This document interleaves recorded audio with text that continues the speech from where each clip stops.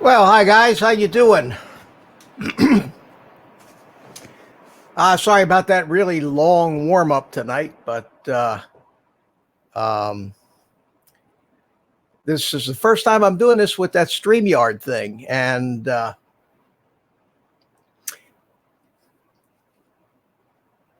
didn't realize it'd be a problem. But you know, you go into YouTube to create these live events in advance, and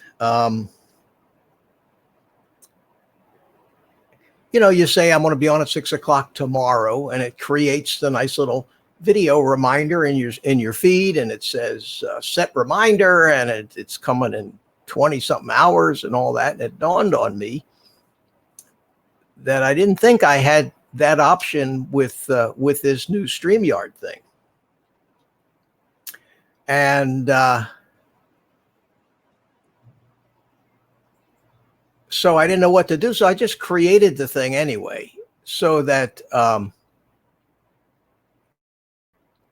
it would show. I'll get the StreamYard thing fired up, and then I'll just out of sync, it says. Yeah, you know, I'm not surprised, Mars, that it is a little bit out of sync. I think that that's just what happens when I stream it out of OBS. I am streaming it out of OBS into StreamYard, and sometimes, you know, when I watch the replay, I notice there's a little more of a delay than other times, and God knows why that is, but it is what it is. And I suppose I don't need to use OBS, but then I'm just sitting in front of a green screen. I don't have all this nice studio stuff, which I like. Or I could stream directly out of OBS, but then I'd have to bring guests in Skype until they figure out some way to do this. Now, I wonder, is Hangouts really indeed, are they really shut down now? I on my cell phone a little earlier, I just to see what would happen, I opened my Hangouts app and it let me start a call, whether it would have let the call go through. So I mean, it seemed like Hangouts was still working. Whether Hangouts for Hangouts on the air is the only thing they did away with, I don't know.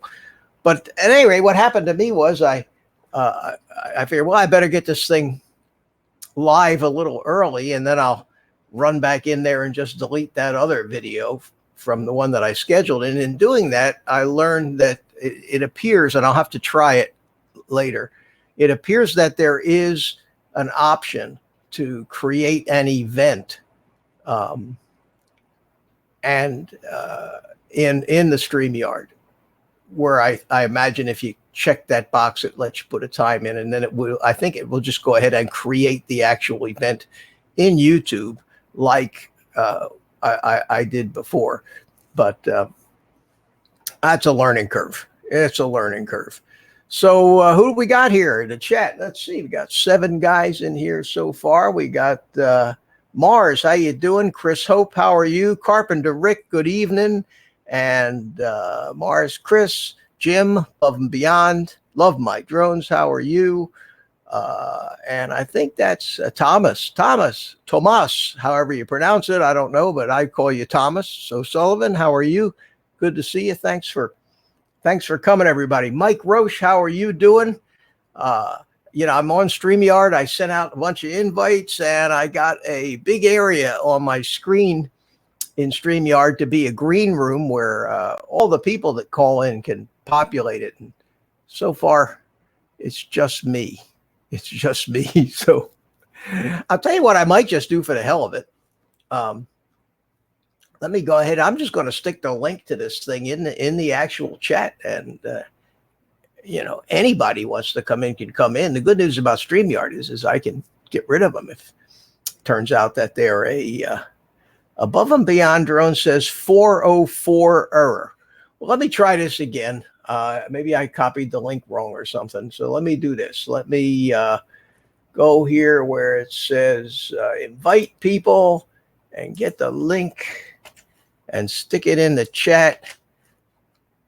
There you go. Try that one out and see if somebody can come in with that link that I just stuck in the chat. Should be able to just open it up in either Chrome or Firefox, and it should work. So we'll see. We'll see how that happens. I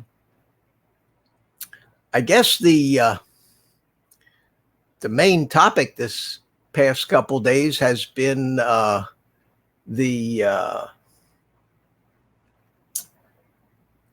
DJI FPV stuff, and I got a real kick out of how they just dropped that on everybody by surprise like that. I mean, it wasn't a couple days before we were hearing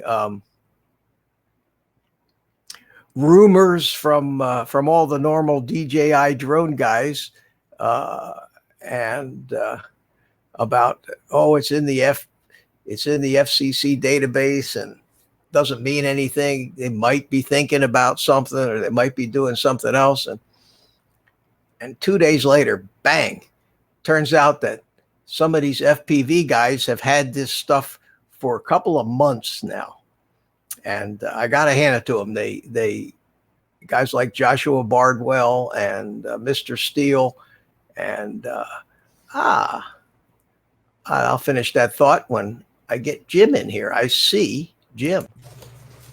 And there he is. Hey, buddy. Yeah, I followed the link in the email, and it brought up a StreamYard site, but then it said 404 error. Huh. Well, can I tell you, I may have, let's see, which way do I got to move here to get center? Yeah, right. Yeah, it may have been that I just when I copied and pasted, I might have left one of the letters off. I was like a one-armed paper hanger here, trying to make sure I got this thing started. I thought that's why you gave yourself that 10 minutes there to set everything up. Yeah, and it turns out I didn't really need to do that because, hey, Drone Shots, how are you? And Michael McReynolds, how are you doing? I like to welcome people when I get people to come in. Yeah, it's raining. I'm just sitting here in the friggin' rain, not doing a whole lot of flying. But that rain is killing us, isn't it? Oh man, tell you.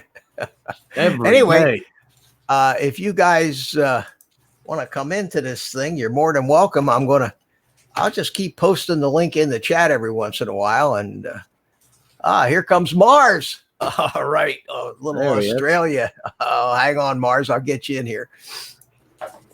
There he is. Hey, mate. Good day, mate. G'day, mate. I caught him. I caught him the other day when he was in a great mood. Yeah. So how's it going, Mars? And then I drowned my 85X. Well, hey, did it work? I know you were letting it dry out. Yeah, I let it dry out till Monday night from Saturday, just in front of a little heater, and yeah, it's all good. Turns on. Oh, goodness. Camera's working and all that. Glad to hear it. I got mine here, and the thought of it getting all wet just bothers me. So Yeah. I really like that little drone. It's a lot of fun. I tell you, anything but salt water, and you're gonna be okay. Yeah. Yeah, I guess if you're in fresh water, you're okay. Yeah. Yeah, it was fresh water. It was like a building complex for students and offices and stuff, and it's nice swimming pool type setups. Not deep, like only half a foot deep, but deep enough to drown your quad. Well, I saw the video that you posted. Yeah. And the one thought that went through my mind, Mars, Yep. was he is asking for it, Yes. begging to go swimming, just I was. begging to go swim. I mean, did you see that, Jim? Did you see that video where he drowned his drone? No. The whole flight, he's dodging these fountains and pools and stuff. Well, And I said to myself, no wonder he he dunked the drone. I was asking for it. Got a bit cocky. Hi, Peter Carroll. How you doing? But I caught him after that when he was on with Rulin and all that, talking about the drone. He was, I thought you were going to put it in some rice, but you just said you were going to let it sit till Monday and see what happened. rice won't do nothing. That's a myth. If you believe it does soak. It is like a desiccant, though. It does soak up. Yeah, but it won't it's absorb dehydrated. water. Yeah. Rice absorbs water if you cook it, yes, but it won't absorb water if you just put it in a bucket of rice. The rice won't do anything. Trust me, it won't do nothing. It's a myth. It's not true. Is that true? Okay. I have no idea. Nah. Because you think rice granules. Well, test it yourself. Put rice in water and see if it drinks the water. And then Well, you'll it does know eventually soak. So when you cook it, it soaks the water up, doesn't it? That's what I'm saying. When you add heat, it'll absorb the water. Oh, okay. Yeah, it won't it's just rice. It won't do nothing. Yeah. Well, that's Never what I've learned. heard. I've heard it's a myth. I mean, I haven't personally tried it, but Yeah, no, I haven't tried apparently it it's a either. myth. I don't know. I know rice is good for heat bags. That's about it. So Mars, did you order your new DJI FPV? Oh my God! $929 deal. Don't go there. It's $1,400 in Australia. You know that they're sold out already in almost every place, Yeah. except Well, there's. Go ahead. but people should. I've seen something on Facebook. Fat Shark are also bringing out a HDO, same as DJI. With digital. Yes, it'll be HD digital, and you'll be able to use HD3s and HDOs. So far, that's what I've seen on Facebook. Well, don't go. What I was hoping I for- love the goggles. I mean, they're insane. I love them. Like yeah, it's like the Ant-Man out of Marvel Comics or something. Mate, it's nuts. It's nuts. And Mitch, you've already got the double camera system, right? Yes, yeah, but all I cared about from any of these manufacturers is a low latency digital little FPV camera. I'm not concerned about whether it's recording on the chip, because we got all that covered with GoPros and everything. All I wanted was a few of the pieces that they put in this monstrously expensive thing. Now, I understand that the goggles at $529 are probably pretty fairly priced to compare with the big fat charts and all. Yeah. All I wanted was a pair of goggles that was not only digital but also would receive analog, so I could get away with one pair of goggles and a little camera and a digital transmitter for the drone. I didn't want to take over the whole system end to end and have to live in the DJI infrastructure, activate every product, because before you know it, that's it right there. You just said it. First thing, you'll go out there to fly and it'll tell you you're in a no-fly zone. That's it. That's it.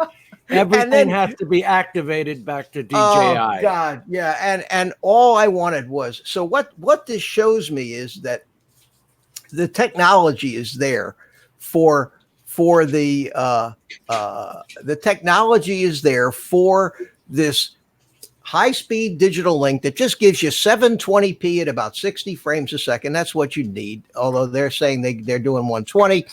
60 frames a second, digital link, good high def looking picture in the goggles. And I can keep all of my flight controllers, my receivers, my not the goggles, you'd need digital goggles, but I could keep my my transmitter, and I could keep my beta flight and all the beta flight settings and everything that I've learned over the past 4 months in FPV that these FPV guys have been using for years and years, and not replace it with a Phantom 4 controller looking thing.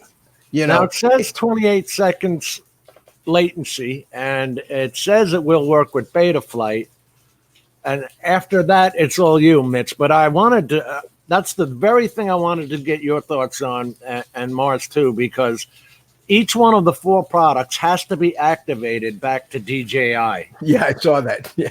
I was like, are you insane? You're trying to take over the FPV market, but you want to keep it phoning home again. Yeah, I thought we were breaking away from that. I don't think, and I'll tell you that I have a lot of thoughts on this, and that was what I was looking forward to talking about, because I have a unique perspective. I'm a real DJI guy. That's all I did for a long time was the Mavics and the photo stuff. And I'm new to FPV, but in the past 4 months, I've learned a hell of a lot about FPV. And it's the things that aren't DJI about FPV that I enjoy the most. I enjoy the freedom to use what components I want to buy. If I want to buy a cheap camera out of China and stick it with a flight controller that runs whatever particular version of beta flight I want to run, and use whatever motors I want to use, and whatever camera and whatever video transmitter, and use whatever radio I want, and knowing that I can make it all work together if I want, without anything proprietary about it. Now you're going to have to be sticking this DJI Air unit onto your controller, and this will connect to the camera, which will then connect to well, it's they joke, got it. Man. It looks like a nice system. And when I first saw it, before I started looking into it, I said, you know, I could probably enjoy that, but not the one that they sell with the transmitter. They sell what they call a fly more kit. That's basically the goggles and 2 airborne packs, enough for 2 drones. But then I said to myself, how do I fit all that in this? Ain't gonna happen. What are you going to have to be, a 7-inch drone? Or how do I fit it? How do I fit it in this? Don't forget the weight. Don't forget the weight of each unit. Or how do I fit it? How do I fit it in this? You won't. The smallest I know of. How do I fit it even in this 3-inch? There's no room for it in here. Yes, there is. So, you can mix I've seen someone put it on a 3-inch. That's the I suppose. But then I have to take out the beeper, and I have to take out the. It's squashy. Yeah. It's very squashy. So, and another thing, I said, well, I think I'm going to wait. Yeah. Until one of 5 other companies in the next few months comes out with just the part that most of the FPV community is interested in, and that is just the digital downlink to the goggles. Yeah, I think that's what Dark's doing. And all you need to replace on your drone is the VTX. Everything else stays the same. This tie-in with Beta Flight with DJI, I've looked into that, and at this point, basically they're feeding, they are connecting to a UART, which means they can communicate, but it has to be just the right version of Betaflight, Betaflight 4.1, which is still in beta. And according to what I've heard from these guys on the videos, it's still a little quirky. So I don't want to be locked in to everybody, any company telling me I need to have this version of this, I need to have that version of that, I need to be connected to their servers, I need to activate it all, I need to, I don't want that with FPV.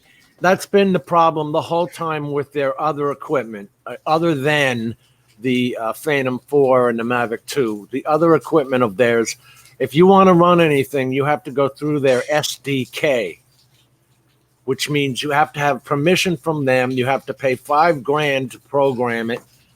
It's like, and now they're trying to invade the FPV space with the same thing. I don't get it.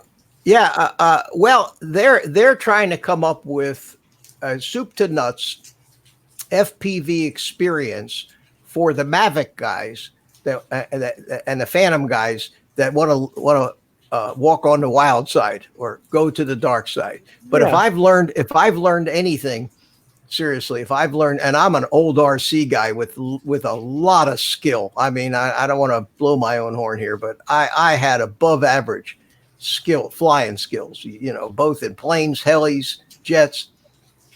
And the difficulty that I had with the experience I had transitioning and getting comfortable actually flying these little buggers and not crashing them into the ground, it means that it's not an automatic thing for just because somebody flies a Mavic round that they're going to grab onto this DJI soup to nuts system. And they're going to be able to keep that drone in the air for more than 3 or 4 seconds, unless they just keep it in stabilized GPS mode, and then you're flying a Mavic. So what's the difference? Now, let me ask both of you one question. Okay, I've seen people already defending this, saying, "Well, you're going to spend $900 anyway." Oh, I don't think the price. I don't think. I don't. Yeah. Give you an example. If you buy the most expensive Fat Shark goggles, the HDOs, which are the OLED screens, they're 500 and something bucks, but they don't even come with a receiver module. So then, of course, if you're going that big time, you're going to go into one of the Clearview or one of the big time receiver systems, and they're $150 just to the receiver module for them. So you're into the goggles for $6.5 already. Then you're not going to buy the $100 Tyrannus radio. You're going to buy maybe the Horus 10 or one of the $300 or $400 radios, and then you're going to spend. You're going to buy a TBS Unify VTX, and you're going to buy a good camera, and you could easily be in to your first drone well over $1,000. So I think they're comparing that. They're comparing the prices on that. I believe is not unfair. I think that's an okay comparison. Okay. Well, you got to remember the footage. What I've seen is just insane. You can't say it's like, mate, it craps all over analog. Oh, there's no doubt about it. I've been dying. How much do you pay for the better quality? Like, it's going to be more expensive. Obviously, digital is going to be more pricey. Well, they're asking $179 for the airborne pack, and that includes the little box with the but that's also a radio receiver. That's right. That's the controls. They're trying to make a 1-unit answer for the VTX, the receiver, the control unit, and all the electronics in the drone, except the controller, the flight controller and the ESC are still going to be separate. But what they're calling their air unit. Right. But all I'm interested in replacing is just the VTX. And you can buy VTXs. I just got 2 of them yesterday that I ordered from Banggood, 800 watt E-machines, which are excellent. And they were $12 a piece. Okay. Yeah. And you couple that with a $35 camera and you have a hell of a nice air video system. Well, I'd be willing to spend, say, $100 to get an air system, a combination of camera and transmitter that was digital, but that would mean I'd have to buy a new pair of goggles. See? I already have the DJI goggles, but of course they're not compatible. They're not compatible, no. You will be able to use another controller. You don't have to use the DJI one that they're selling. Right, but Exactly, but you're going to Bit lose all. complicated. You can You're gonna- hook up your Tyrannus, and Yeah. then you just get the goggles and the video thing, and that's it. Then you're right. But that's still But a whole that's not bunch cheap. of the control features they're bragging about, of course, won't work unless you're using Right. their That's transmitter. Correct. So basically, I'd be looking at $819 plus tax plus shipping to replace the camera in 2 drones. And yet for most of my drones, especially the smaller ones, I would still have to have my other set of goggles because the new goggles won't do analog, which I don't get. I don't understand. And you're walking away from open source. That's right. Not if you just replace the air unit. The air unit still has to be as activated. Now, but you're still only using the only feature of the air unit you're going to use is the DVR, the onboard DVR and recording, and the video transmitter part. You're not going to be using the radio receiver at all because you have no transmitter. You still have to have your own free sky receiver in there. So you're basically just buying a very expensive digital video transmission link unless you buy their transmitter too. Yeah. In which case you're going hook line in for the whole system, but you won't be able to fly. Yeah, but you won't be able to fly any of your other drones with that transmitter. Right. Whereas with a Tyrannus, you can fly anything. I could fly RC helis, airplanes, drones. Well, I reckon their idea is you get the goggles, you get the transmitter, obviously you buy the camera, and then later all you got to do is buy that camera system. That's all you got to get for all your other quads. And they're gonna come out with quads. They're going to come out. Yeah, they're going to come out with their own quads. But that to me, FPV. What's that? They started with that little. Yeah, but they didn't do well with it. No.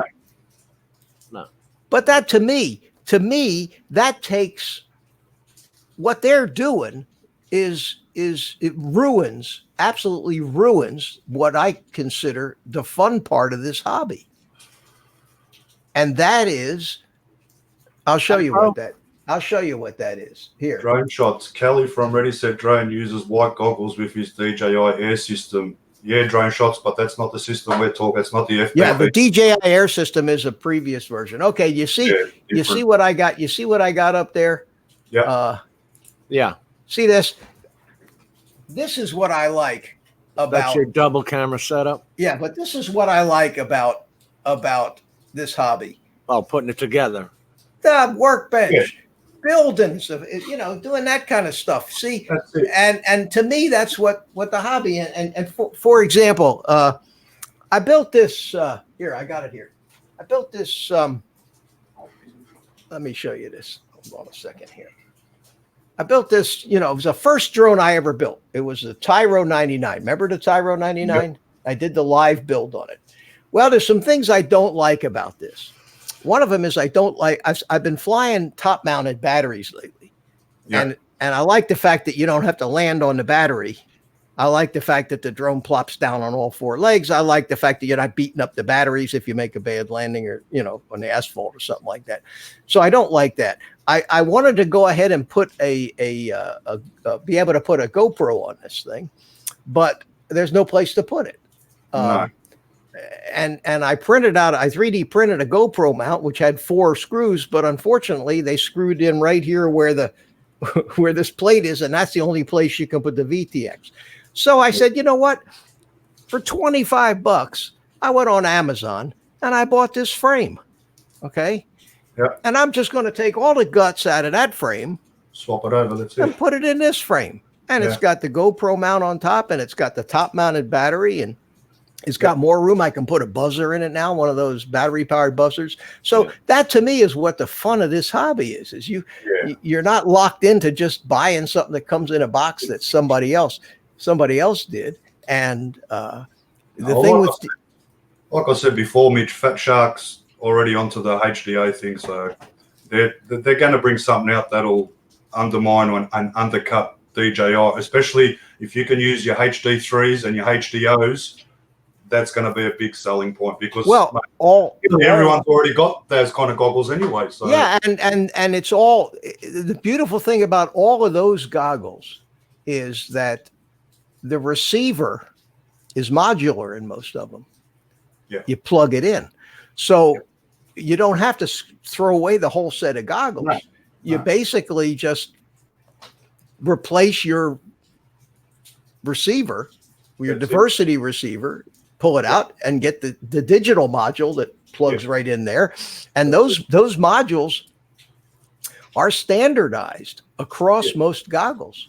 Correct. That's right. So that means if the first company that comes out with a combination of airborne pack with a little digital transmitter and a camera and a matching receiver that'll plug into all of these existing goggles, I think is going to absolutely own the FPV world, because we all want that. We all get tired of that fuzzy, snowy, disappearing stuff on the screen. I love to have, I use the DJI goggles. I take my Mavic up and it's like being in heaven. It's like being in there.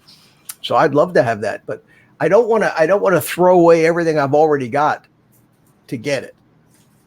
It's you know what I mean? All of the activation that I mean, we're still stuck on that. Are you kidding me? After all the government problems and all that, now you're going to try and activate FPV. And if I thought you guys would turn against this 100%. More power to them if they advance the state of technology, and if they've given the rest of the industry a push to use this technology, which obviously exists, to develop a link, for a little gizmo for us to get a digital link with a nice 720 HD picture down a set of goggles without all the breakup. Oh, it's coming. It has to come, which is why for the first time in history, I almost didn't buy something when the first day DJI came out with it. Hi, Chris Hope. Hey, Mitch, how are you? I'm on a roll here, man. You got it going, man. Don't stop. Good night, Chris. Hey, Mars. I'm Hey, on a Jimbo. roll. Couple things, guys. Couple things, and I don't know if any of you are interested in this, and I thought I'd point out to you tonight. This The session is a Hero Session 5, okay, which have been almost impossible to find. Am I right? Yeah, well, I don't know why they were discontinued. Well, they did discontinue it, and people were paying $200-300 for these on eBay. Well, on Amazon, these are factory refurbs, and I mean they're for all intents and purposes absolutely brand new, $149. Why did they stop making it? I don't know. I don't know. I don't have any idea, but they did, and. But for $149, you get the whole thing. You get the whole kit with the cables and the different mounts and the cage and all that stuff. Is brand new, and the camera itself, if you can see it, is just like brand new. Not a mark on it. It's not, and the battery is great. It holds its charge. It goes for an hour. I mean, it's $149, and some of the GoPro. The things like the RunCam 5 and some of the things that the guys are buying to replace this are now, $120, $130 anyway. So if you get the real deal, anyway, I thought I'd mention that to you. It's on Amazon. Anybody, I don't have any links to it or anything, but. And Amazon usually puts at least a 90-day warranty on that kind of stuff anyway. Well, here's the good news. For $16 more, you get a full replacement warranty, and I mean that's for drone guys. That's for any reason. You smash it up, you break it up, you send it back. They send you new one with no deductible. Wow. Yeah, and you could buy that warranty along with when you buy the camera. You have the option to buy the warranty. So more likely, I wouldn't break it. I'd probably end up losing it somewhere. But for $150, I wanted a good HD camera, and this is fully stabilized. It's got it's really still with all the new stuff, the best. So HD let's say you crash that, you just built that DJI system into one of your drones and you crash it. I didn't look at the prices. What's that camera going to cost? The camera's $50. The air unit's $100. There's $20 worth of cables and other stuff, antennas that go with it. So it's $179 for the complete air unit, which is. Now you're getting to the cost of what you can build a drone for, Exactly. So I don't know. I think, I mean, my mouth watered when I watched the footage, the recorded footage of what that looked like. I mean, it was absolutely incredible. But Same here. I was watching the rotor Vanover. He flew at 2.3 kilometers low along the road right next to a car, and mate, it was insane. yeah, it was, and that's the first video that came out first thing in the morning that shocked me. And to tell you something, I had just got done watching old Bill the Drone Reviewer's video from the night before, talking about what might come, and I have his phone number, so I saw that video, and I right like minutes after it came out, I was one of the first people to watch it. So I texted Bill, hey Bill. I didn't want to say they've scooped you, but that's what I meant. And what guy. Did you see the frustration he went through with that FT Aviator? Complete frustration. Oh my God, I've never seen somebody panic like that. He panicked because the thing just flew away. Now I saw that video and I sent him a text and I said to him, "Did you try your remote?" Putting your remote in? No, you have to put the remote. You have to put the remote in sport mode, they say. And he had it Bluetoothed. Well, no, but if you put the remote in sport mode, it takes control away from the Aviator and gives it back to the sticks. Right. That's long been a DJI feature. But I think in all cases, the return to home button should always work. And even if it doesn't work, because I can prove to you, I have air data where I've lost total control, lost total signal. This thing still comes home. Yeah, so if it loses signal. Yeah. And under no circumstances with the DJI ecosystem do you have to have any kind of an app running on any kind of a device to fly the drone. You got a remote controller, for God's sake. So yeah, here's what my thoughts were. My thoughts, and this is what I told him. I said, and I haven't heard back. He doesn't communicate too much with me. From all of us. Are you kidding? Well, but I mean, I texted him. We texted back. We went back and forth a little bit. Anyway, what I said, I think I said this in the comment in the video. I said, what I think happened, Bill, is that poor iPad 4 just gave up the ghost. You had everything running on it. You had this app. You had it screen recording. It was a hot day. I said, it's connected by Bluetooth to the stick. So you're asking it to not only do all this other crap, but also communicate with this controller stick. I think it just quit. It just locked up. He lost the controller stick.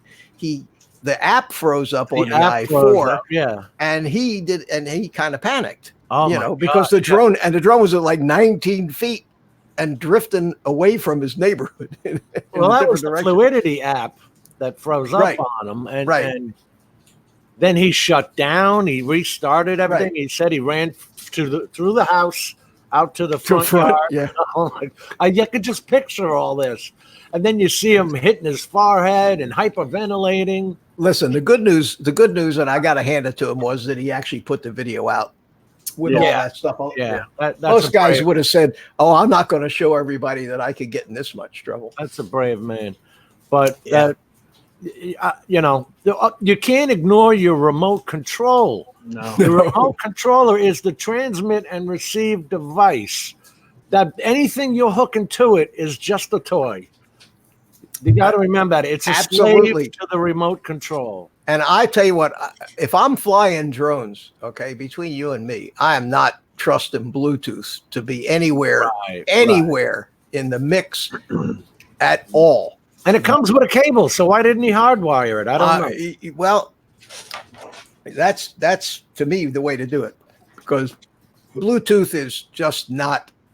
Wi-Fi is okay, but Bluetooth is not up to Wi-Fi, and we all know that by we all have Bluetooth devices that just drop out anytime they want to. Don't like Wi-Fi, full stop. Don't trust it. Never ever again. I lost the drone because of Wi-Fi. Yeah, that too. Same thing.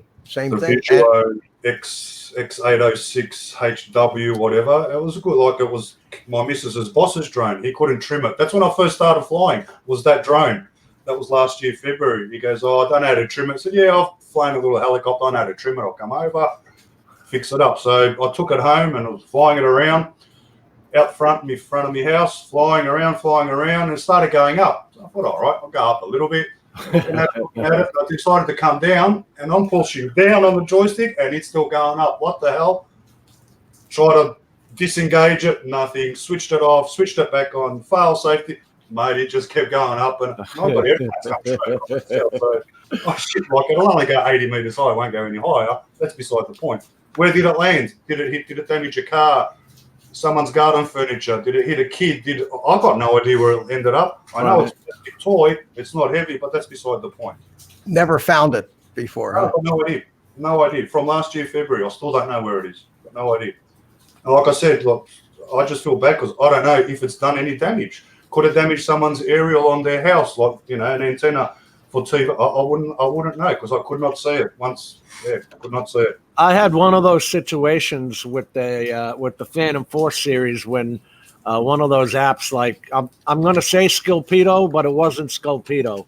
It was another app that's supposed to go ahead and measure the roof automatically. I turned the thing on, and I just like you said, Mars. I watched the drone go up, and I'm like this, and I'm like, okay, it's going to stop, right? No, you think that, just kept going.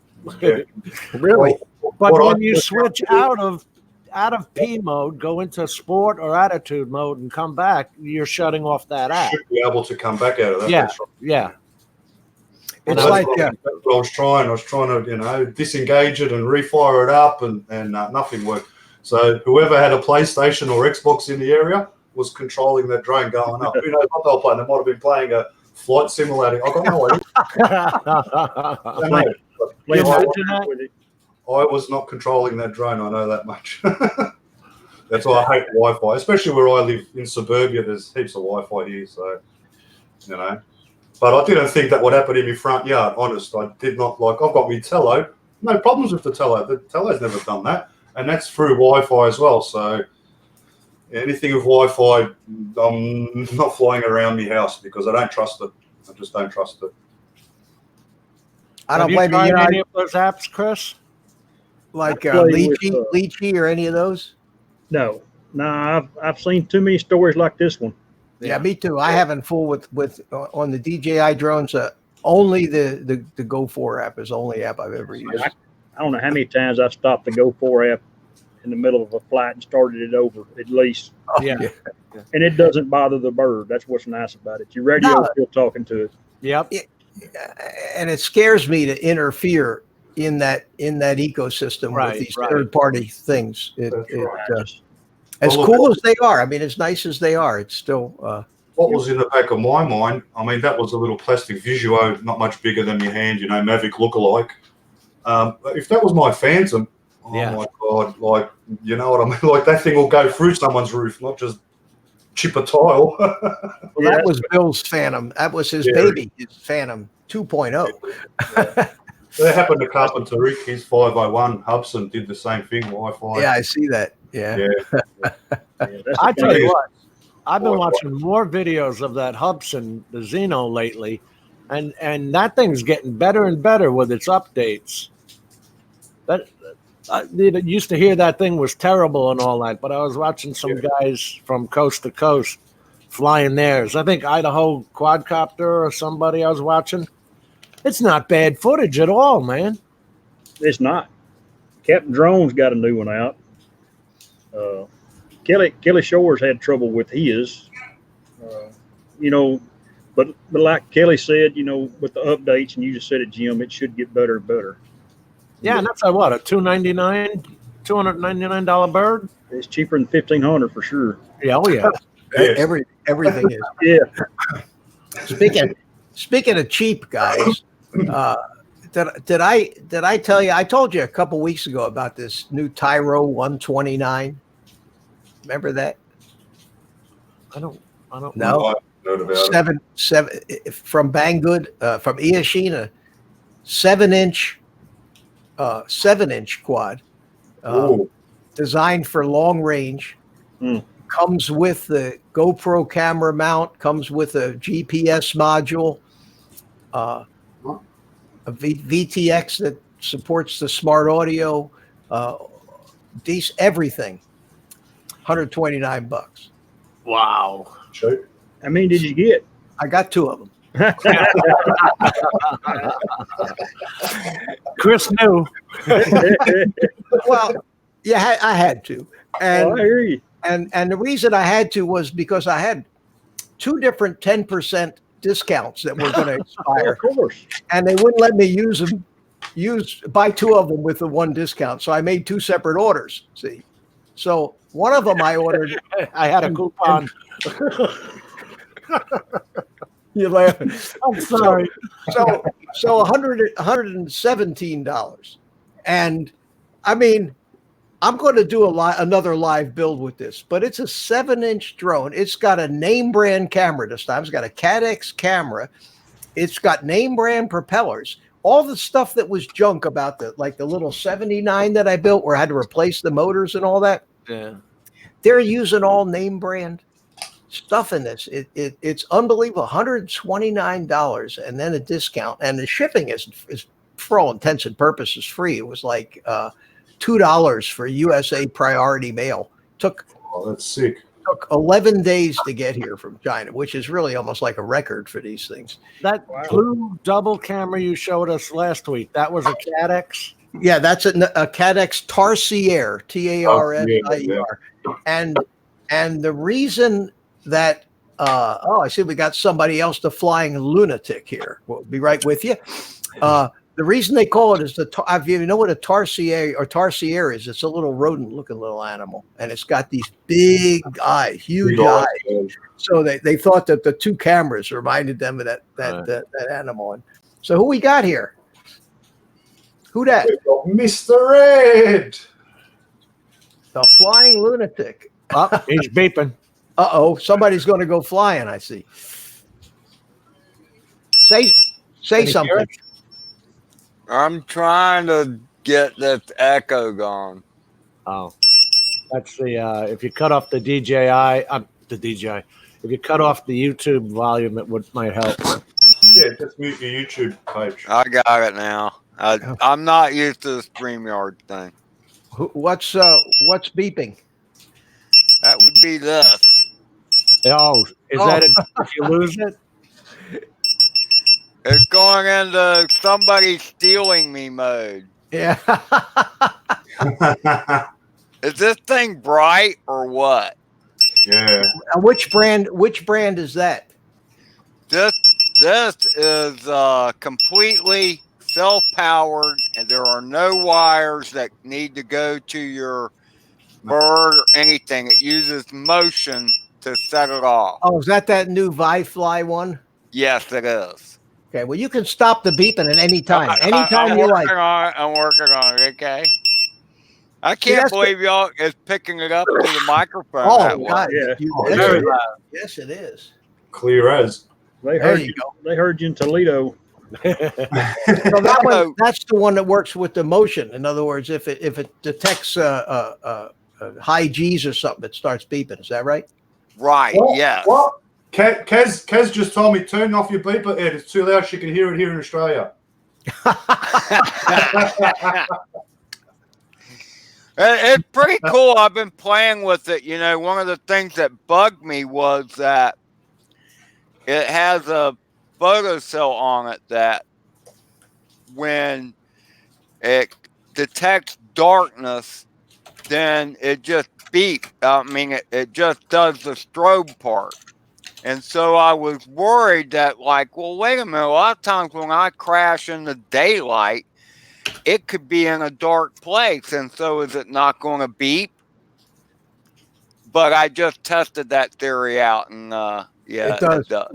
Well, yeah, I use those. I've got those little ones on my drones that let's see if you can see it. It's right under where is it? There it is, underneath the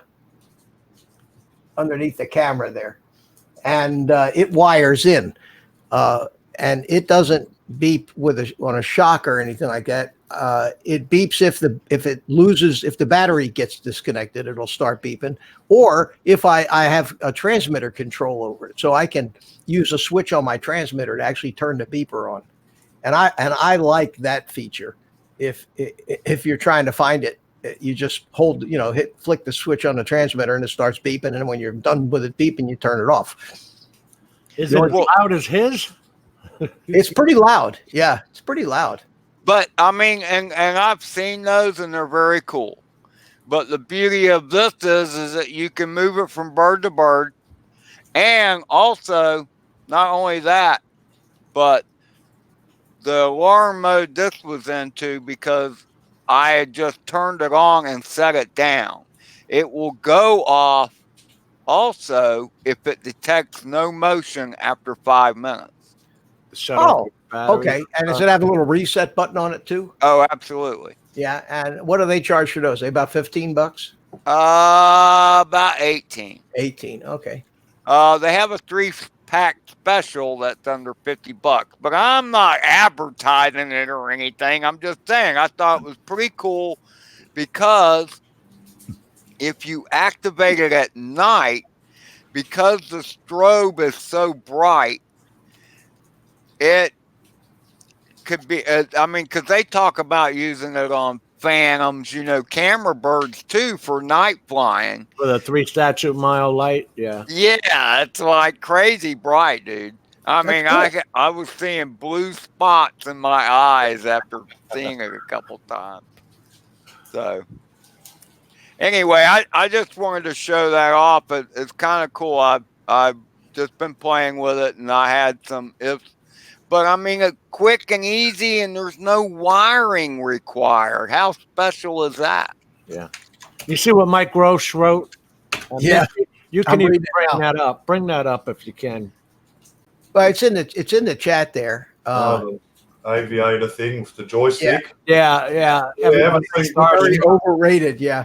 Yeah, I was watching Ken Heron. Not impressed. Well, Ken wasn't impressed, and well. Especially if you have to use at the very front of it, if you want to tilt your camera up and down, you've got to use a second finger or something. Besides what the one you're holding here, you got to use a second finger to tilt the camera. Yeah. I don't know. What am I not getting? I was never impressed by it, but that's just me. I didn't. Yeah, but that's no different than your controller. You're going to have your left stick going up and down, and you're going to use your other finger for the camera on the scroll. So that's sort of this. You're still using 2 fingers, I suppose. Yeah, right. What I don't like is how jerky it is. I mean, you just go forward and your drone goes like it just jumps. That, I think, was a problem Ken was having. I don't think that from the other tests I've seen that's really a that was like smoothed out. It might be just a firmware upgrade, I suppose. Yeah, it's just too many. You got too much crap going on. Too much crap. Here they go, and they go all this way to simplify it with that smart controller, which is so easy. Got everything there, right there. Boom, you got the. When I first started last year, this is totally the other way. I wanted to build a controller in a suitcase, right? Like what I've got here. On one side, you've got like the aeroplane and a boat. You've just got an accelerator, and the other side, your joystick forward, back. There you go. Right, and you twist to your now to use the system like that. Oh, mate, yeah. They have so many of these consoles for flight simulators. Yeah, and they're almost like little airplane cockpits. And this is what they were flying. The original F-450s. Yeah, that's a good old Storm. Flame wheel. Right. That's what I first seen it. Like, they got boxes and they've got a suitcase open. They got a big screen. They got a controller, joystick on. I was in love with that, man. I was like, oh my God, that just destroys anything DJI. But then, ended up getting a DJI. But didn't DJI have a 550 or something like that? Yeah, that's what it is. That's a DJI F450, F550. Then they got hexacopters and so on. Right. And now use the old NASA system. Yeah, well, I've got on that one's the latest, the NASA MV2. So I've got the latest sort of system because I bought it last year. So they must have upgraded from the light. I heard there was problems with the light, so I was pretty lucky to get what I got. But yeah, they got them, the quads. They got the F550s, which is a quad, or it can be a hexacopter. And yeah, you can put like tubes on the bottom to extend your camera so it's past your props. You get better footage, and I've got electrical gear to do electrical legs and that. Yeah. So, you know DJI. If they come out with a product, and 6 months later, there's the version 2. Yeah. So you know they'll probably come out with a 550 bird next Yeah. Christmas time. Or Something discontinue it. like that. yeah, well, I think those ones there, the flame wheels, they were before the Phantom 1 and Phantom 2, and I think they went away from them type of drones to the other model, so all like a put it in a body type thing, and yeah. that's fantastic. I love that thing. That thing's a beast. It's a beast. I've seen some videos on those flame wheels. Yeah, You saw that one dude who went up into the clouds. yeah. Yeah. Oh, yeah, hey, you- Carlos, agree, let Carlos. me say hi to some. We got Drone Wolf Media, and how you doing, Carlos? How are you, my friend? Not used to see you in the audience tonight. Did you not get a link?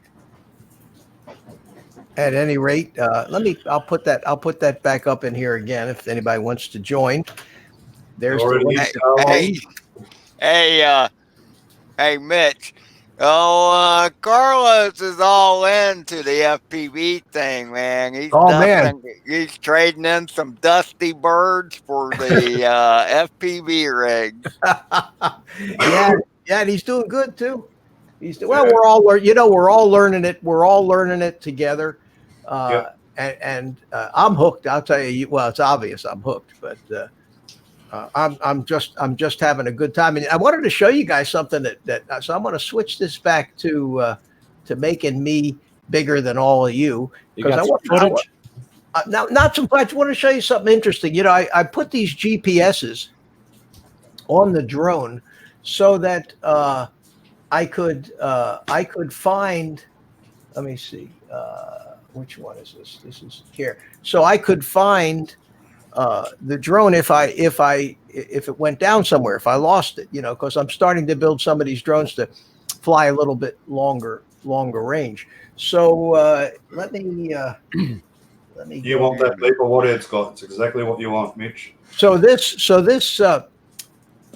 a screenshot of my goggles footage from the other day when I was out at our flying field flying my Marmot, and up at the top you see is the longitude and latitude. You see the 80 and it does it in decimal, which is 80.8314743 west 28389. Anyway, so I wanted to see just how cool that was, how accurate that was. So I went into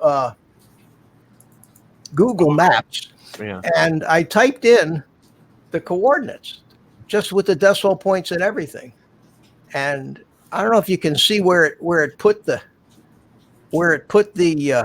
little flag, but dead nuts under where the drone was. That's pretty cool. In the previous shot here, and I'll show you. In the previous shot, if you look, that's not the shot. All right, let me find it. Yeah, there it is. You see the see, I was up at the. It's in front of the field, and if you look up in the left, you see you can see the little lean-to and the pilot stations, and I mean it was right on the money. It was within 5 feet at least. So what a tool that would be when it comes to. Can I throw something in here? Let me just say something, and that is, I think the GPS coordinates are all very cool, but they're not very helpful while you're flying, and they're kind of in your face. So what I would do, me being me, I would see if I could adjust the OSDs so those Latin long coordinates were up as high as they could be, but where you could still see them if you had to review footage to see where it was at. But the main thing with a GPS bird is I want to see is how far away I am, and also which direction is home. You know what I mean? That make any sense? Yeah, that's exactly what I'm doing. I I put them down a little lower off the top because my goggles has a display across the top, and it was blank, and I couldn't, and it was coming. The display was coming on top of it, and I couldn't read it at the field, which is where I'd have to read it if I ever needed to find the drone. Gotcha. So that forced me. And I've got the GPS rescue working. So and I have the satellite count, the direction to home point, the distance from home point, the altitude, and the speed, all on there. It's really cool. But it's nice if you, like, from your starting point before you take off, if you can just jot down or even take a picture with your camera phone, you're starting lat longe, right? And if this thing goes off into the blue yonder, you know where you started from. And no, you don't have to even know where you started from. All you do is you're gonna the best you're gonna do is play back the DVR of your goggle footage. Right.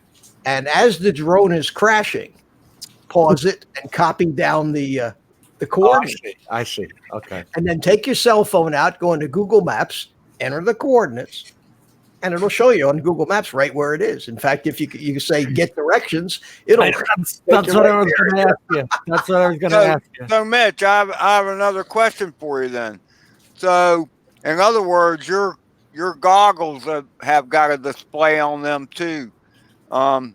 Is that useful information to you? It is, and you can't. It is, and in these goggles, they're the Vipers, the box goggles, and it tells you the channel A signal strength, channel B signal strength, battery voltage, and you can't turn it off. Yeah, but it doesn't automatically switch. You can't turn that off. No, you can't. There's no setting in there. Unlike a lot of goggles that allow you to rearrange or turn off, but they're great goggles for me with my glasses. Speaking of glasses, that's another thing that I noticed. Wait. What goggles are these? The Vipers. You can turn that off, dude. You can? Yes. Okay. How? I will let you know how to turn them off. If you can turn it off, obviously there's a menu item that says yes, it is a menu item. Yes, absolutely. And I will check that if I'm concerned about my battery being low. But since they automatically switch between channels, why do you need to know what the strength of each antenna is? It never bothered me, and I figured there's no such thing as too much information. So it doesn't bother me to see that. You know what? I was just saying that you could move your GPS stuff up higher. Okay. That's all. Okay, thank you. And also you can have your OSD on a switch. So when you're flying, if you don't like it, bugs you. You leave it off. And if you need the info, flip the switch and it'll pop up for you. Yeah. Yeah, you set up you can set it up profiles 1, 2, and 3, and you can have as little or as much information as you want, and just change it from the transmitter. I actually got my transmitter finally talking to me now. Oh God, here we go. Reading. Well, the only thing I have is I have low voltage. In other words, when my battery gets below a certain point, she says it reads out the voltage, which is handy when you're flying around because I don't like to take my eyes off of where I'm going to start, to be hunting for that stuff. And I'm still new at it. A lot of this stuff is not reflex for me yet. I have a folder of sounds I have to send to you, Mitch, because it's more appropriate for FPV. But it's some funny stuff inserted in there. You have your low voltage, and then you have, oh crap, we're about to crash. Yeah, Jim, I'm with you, brother. Yeah. See, when I arm my bird, I want it to say, I want the controller radio to say, "Fly, you fool." Yeah. It's some funny stuff inserted with the normal sound files you'd expect to hear. That's probably not something I would do. Just because it's I don't want to get too carried away with it, but the stuff that was important for me, like the voltage, the low voltage on it, because the one thing I do not want to do is ruin batteries if I don't have to. Oh God, yeah, and you can ruin these lipos too without in your controller you set it that A is greater than whatever. Right. You set up a logical switch and then an action for it, and exactly. Yeah. Well, as long as it takes for me to land, I usually start landing a little earlier these days. I just go off of a timer, like my Tiny Walk Nano that's got no OSD, so I've got to roughly use a timer to roughly know how long I've got, and once that timer starts, get down to the like last 30 seconds, start coming in because your voltage is very low. Usually you get the same time, you know what I mean? Yeah. The rest I just use my OSD, and I see it dropping 3.2, bang, bring the drone in. You get used to a pack flying for 3 minutes or something, right? Yeah, you get roughly about 3 minutes. Yeah. I'll tell you that last surprised me on that Armaton flight. Yeah. I got like on a I had a 1500 four cell, and I flew it for 7 minutes. That's all right. And when I landed it, it was still just a little below storage voltage. It was unbelievable. I was very surprised. I'll tell you what, those Martin frames are tough, man. On the weekend, I got to finally experience all the kick-ass pilots doing building dives and man, Oh really? I've seen it on YouTube, but to okay. goggles being there, oh my god! So you did some of it? Echo's in my blood, mate. Now, definitely. What I seen, oh my lord! They were joking. There's one of Bardwell's crew or something. A video I saw today. They were talking about some guy got out there and he broke his GoPro, and the other guy says to him, "Didn't you just get that 2 hours ago at Best Buy?" So it lasted a whole 2 hours. That's the way these guys are. They're crazy. I'm going to do it the smart way. I'm doing acro with this. It won't cost me a fortune. You know what, Mars? I tell you what, that's how I cut my acro teeth, was on a little whoop, because they'll take a licking and keep on ticking. That's it. But yeah, mate, the way these guys fly, wow. We're actually meeting up tonight. We're doing an underground car park meet. So, and there's a new competition starting here very soon. A micro competition. What's his name? Thomas Bitmarta, the world champion, starting that up. So we're waiting to see what eventuates with that. I only found out early hours of this morning actually. So that's good news. Yeah. Do you light those up with LEDs or something? I can imagine if you got a couple of micros flying. Yeah, they got LEDs. Yeah. Yeah, you're gonna need some LEDs to know which one you are. Yeah. What do you mean? What do you mean, Jim? I mean, are they different colored LEDs or something? Yeah. That's like mine would be red, yours would be blue, that kind of thing. If you get that's cool. 10 guys flying micros in the same area, it's going to be easy to lose because we're also you think you're controlling another bird. Yeah. Right. Well, wait a minute though. You're in the goggles. You're in the goggles. It doesn't matter what LEDs you got. Doesn't matter. Yeah. You're in the goggles, dude. See? You're not doing line of sight.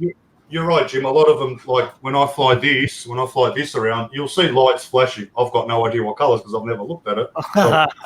They all flash. Those damn lights are so bright, Mars, that if you try to fly that thing line of sight, they blind you inside. Oh, this thing, the 85X. Man, how bright these LEDs are. Jeez, I hate switching it on because I forget not to look at it, and I switch it on and they come on too late because you're staring straight into the LEDs. They blind you. And then there's LEDs underneath the canopy as well. So, Hey, Chris, put your own. You can try to do this. You can personalize your own LEDs so other people know when you're racing which quad you are. You know what I mean? Yeah. Well, that's kind of what I was getting at. But what, Jim? Have you tried any of this FPV stuff? No, I have not. And I'm going to get Mitch to email me the link to the 7-inch. Oh, that Banggood thing. Okay.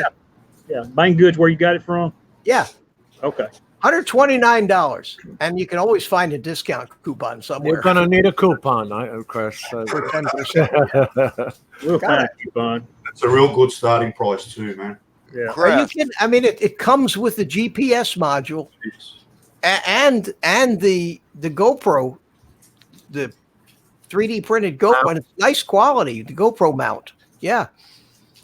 So what do you get, like a QRX7 or something like that to control it? No, you don't get a transmitter with it. It's just a drone. Oh yeah, you get a QX7. Yeah, I have the QX7S, which is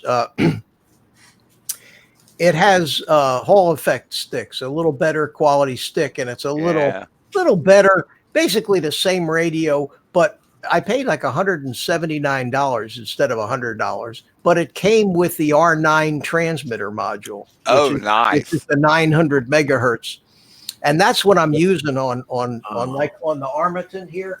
So you've got a nice clean signal. Yeah, well, see the Armaton, see the T antenna in the back here. See this? Yeah. This T. That's strictly for radio range, Jim. That doesn't have anything to do with the FPV part. No, it doesn't. But that 900 signal is not as cluttered as this 2.4 or 5.8. Right, but that's just to control your drone. And guys are controlling these things 15, 20 miles away. Oh my God. That's crazy. I saw a video today. A guy did almost 30 kilometers with a stock R9. Of course, he was high. I mean, real high. And he did it in one of these long range airplanes. It wasn't a drone. It was one of these foam airplanes that they outfit with FPV and the automated flight system and everything. Like the Believer.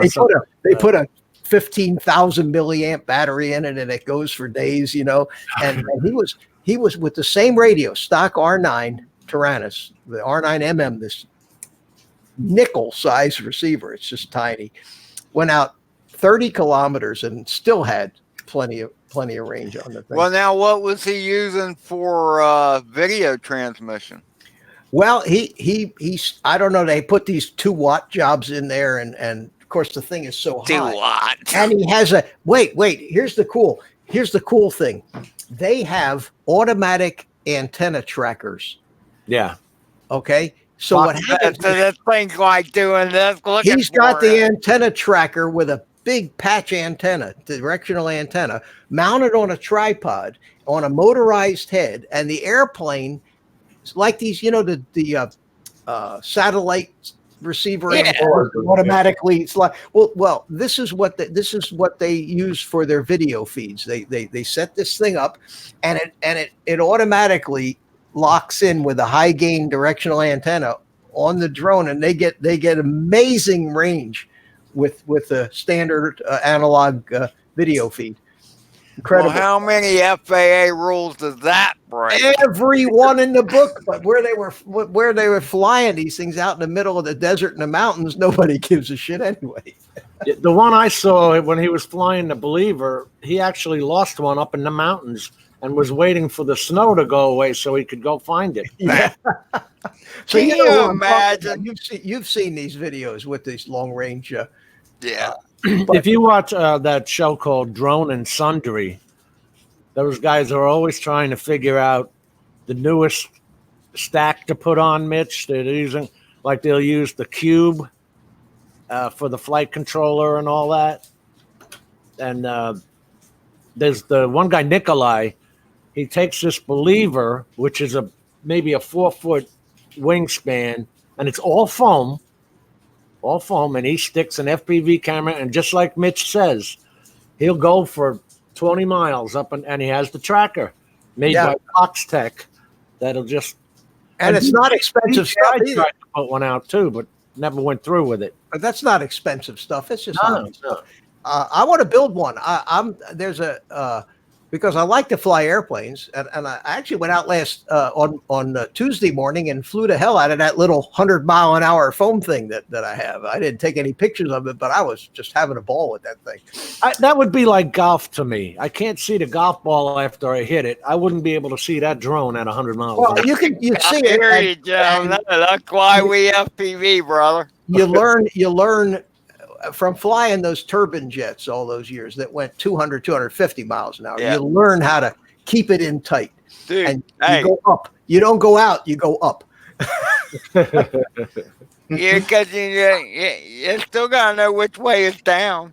Oh, yeah, but I love that stuff. And I'm starting to get my sticks back after all these years, and I'm having a good old time. But I want to build, because I love the technology of these things, there's an airplane called the Sonic Model Binary. It's a little, about a 4-foot wingspan, foam, twin engine airplane designed for FPV.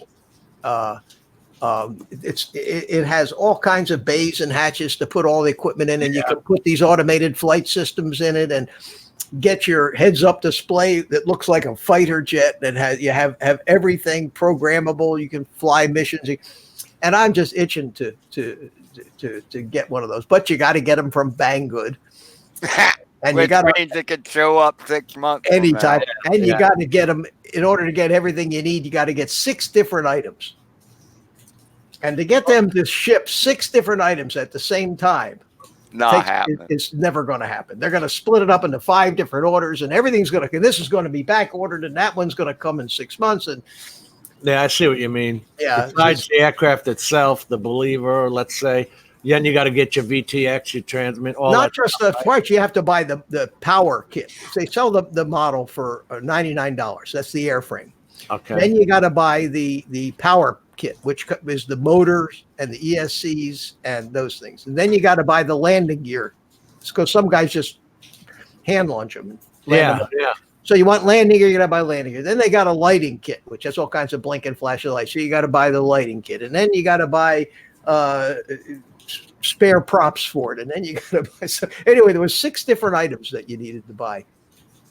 And I keep looking to see if I can find a time when all 6 of them are actually in stock, and I haven't found it. I like the one where they just had the motor sticking out, and they turned around, put servos on them so that they would come up. I'm trying to get it so they would come up like this, and it would turn the airplane into a VTOL.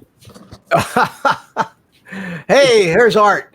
Art Carlson is here. There he is. Let me bring him in. There he is. Hey, Art. I've been down next to it.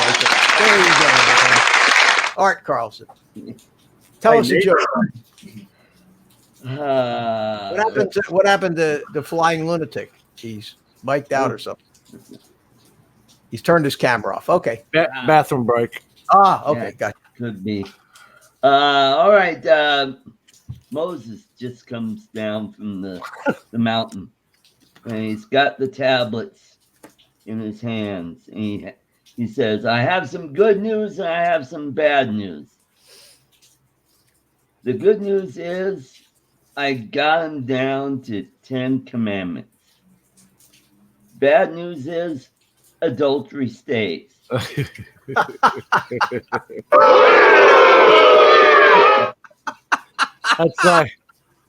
That's like Monty Python's, right? Yeah. Coming down, he goes, "I have 15," and he stumbles. "I have 10 commandments." The airline pilot says, "Good evening, ladies and gentlemen. This is the airline pilot. I've got good news and I've got bad news. The good news is we are making tremendous time. The bad news is for the past half hour we've been flying the wrong way."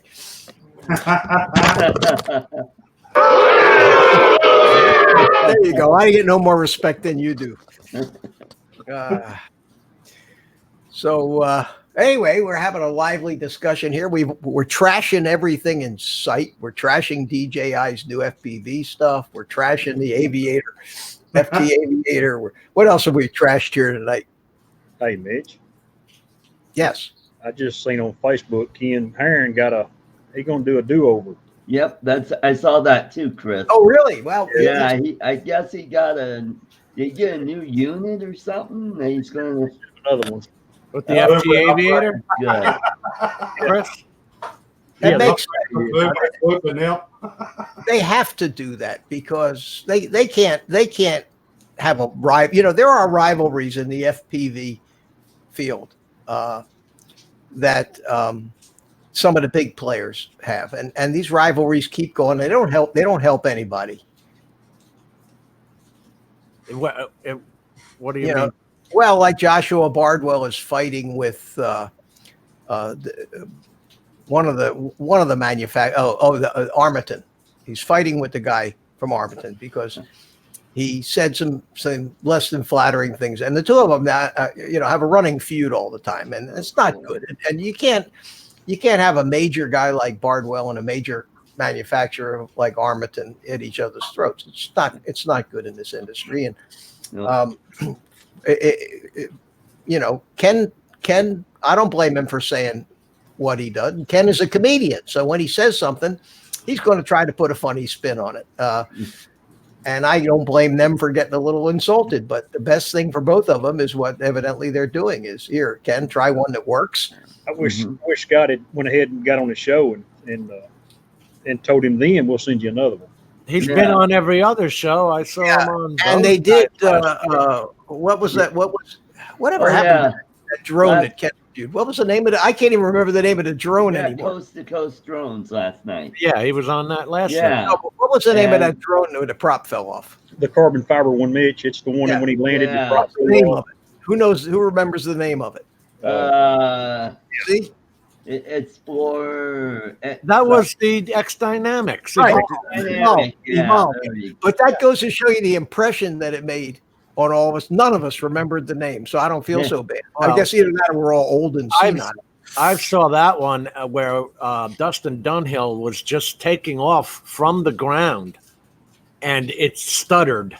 It got its front feet caught on his landing pad. And I'm like, oh my God, this is a 2015 drone coming out in 2019. And, I'm sorry, X Dynamics, but you didn't even have that part fixed yet. See, When I say that is because it's a unibody construction. It's heavy carbon fiber, and it's still got the 1/2 inch camera at 12 megapixels in 2019. Yeah, and a lot of money. I didn't hold much hope out for that. It was pretty and all, and I love the controller. The idea of that big clamshell controller looks beautiful. Drone shot. I haven't been printing much here. Drone shots. That's Jody, right?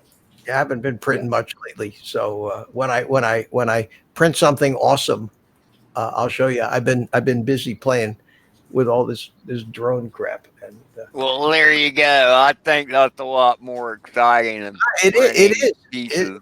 It's just a great hobby, and I'm thinking over the weekend I'll post it up there. But I had a good time on that live. I have good times on these live builds, especially if I can get a panel in and I can be over there working and soldering and doing all that stuff. But I think this. Well, it's good when you get idiots like me in there saying, "What the heck are you doing now?"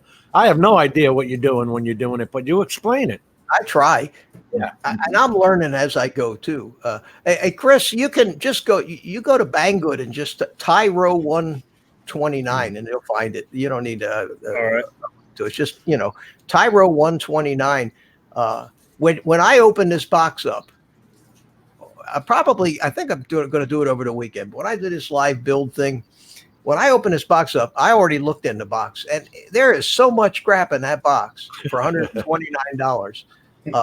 It's hard. It's just hard to believe. Tyro 129. 129. Yeah, they have the 79, the 99, the 109, and the 129, and that's the price. That's where they get the numbers. Which ones have you had, Mitch? All of them.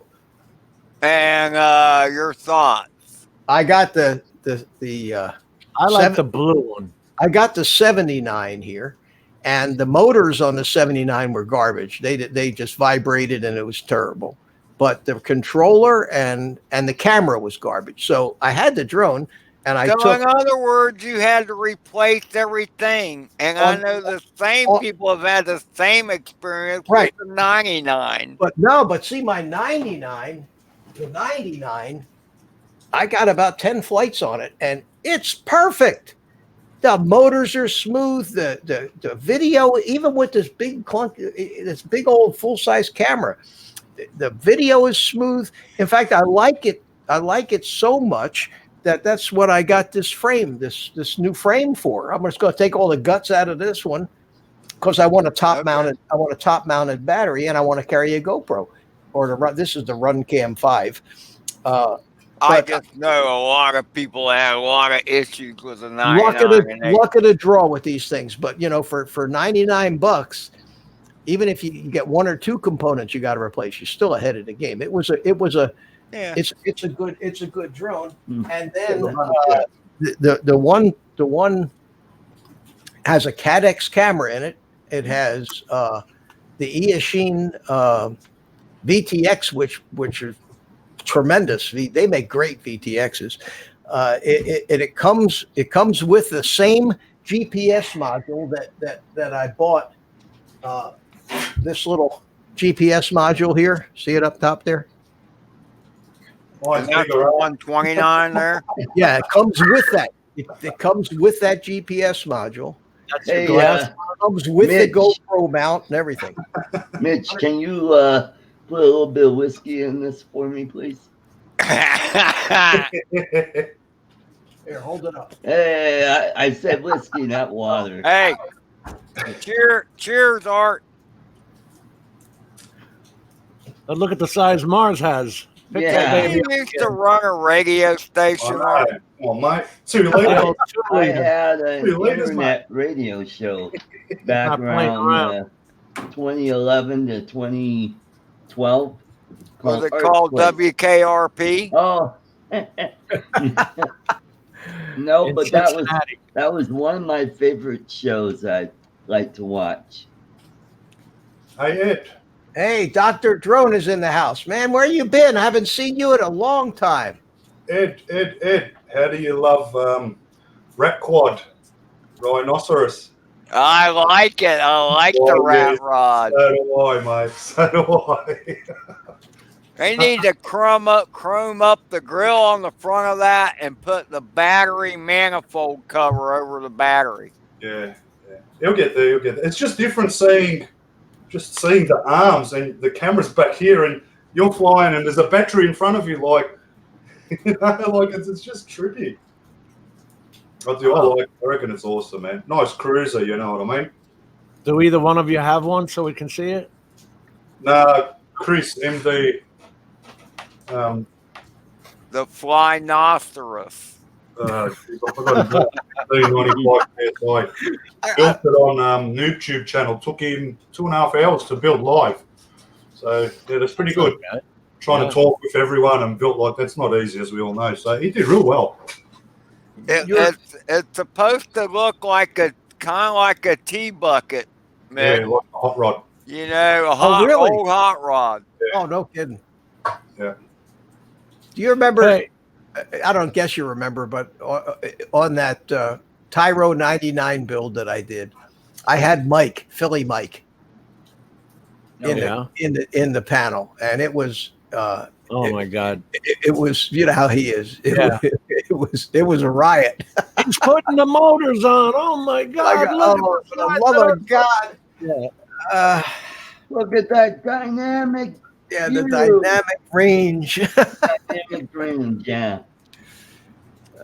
Mitch, something wrong with my Tyro 79. Yeah, you know what, Dr. Drone? Imagine that. Yeah, imagine Dr. that. Let me tell you something. I have not had any problem with the motors on my Tyro 99, and the motors on this new one, the 129, are like 2506 or 2507. They're bigger motors. They're lower kV. It's designed to be a long range quad, which is why they give you the GPS. But my Tyro 79, the motors were so bad, and I had so much jello, and the camera was such junk. But everything else was good that I took. Here it is. I took and I put some of these little GEP RC motors that I got from Amazon on it. I don't know if you can see the new motors.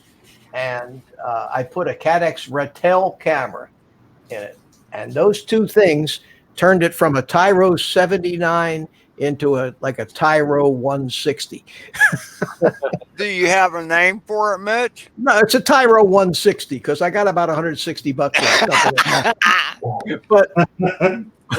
But it's still a great fly. It doesn't have any DVR, any camera mount or anything on, but it's a great flying. It's a cool flying little quad. I've had a lot of fun with it, and with the new motors, it's really smooth. So sometimes you buy these cheaper things, and if one or two components you got to replace, you're still ahead of the game. Well, first of all, it teaches teaches you a lot about how a drone works. Oh, no kidding. Yes, And yes, it does. teaches you soldering skills, all that. Oh yeah, yeah, and I love that stuff. The workshop time for me is just the relaxing time when you Good sit. thing, Well, I don't know about all that. It is for me. It is for me. What, Man, Chris? I got a little whoop board I need to solder on, and I'm scared to death of that little tiny sucker. What were you gonna say, Chris? it's a good thing you bought two because I can't find one. You can't find one? Uh, Are they out of stock? it doesn't say out of stock. It just says, "Oops, not found." Oh, I'll find it for you and give you the link. Hold on a second here. Yeah. Let's see So here. you're going to take a shot at it, huh, Chris? Well, I'm going to look at it first. Hold on a second here. Let me See what all's entailed. let me see. Well, it entails a lot, Chris. I'll tell you this right now, because then you got to have goggles, and then you got to have a radio. Yeah. You're right. It is not an easy every guy hobby. It's like somebody saying, you know what, I'm going to become a golfer. So next week I'll be able to play golf. Come back in 5 years and let me know how you learned to play golf. Well, first of all, what's a set of golf clubs cost, for goodness sake? Yeah. I'd need a new set of eyeballs. There I it is. can't. Did you put a space? Did you put a space between the Tyro and the 129? Yes. Yeah. Spaced it and put it together. Yeah. Hey, Brent. I'm looking at it here. You're at banggood.com. Yeah, banggood.com. Here, I'll send you the link. I'll put the link in the chat here. Not from Bang. Well, if he orders it from Banggood, that'll be enough time for him to decide on some goggles to get. Try the link I just put in the chat. See if that takes you there. Okay, thank you, sir. $129. I mean, and there's a hell of a video that what's his face put out there. Andy RC, I think it was. That's where I first heard about it. What's that round M8 GPS that's been around forever? Nobody uses that?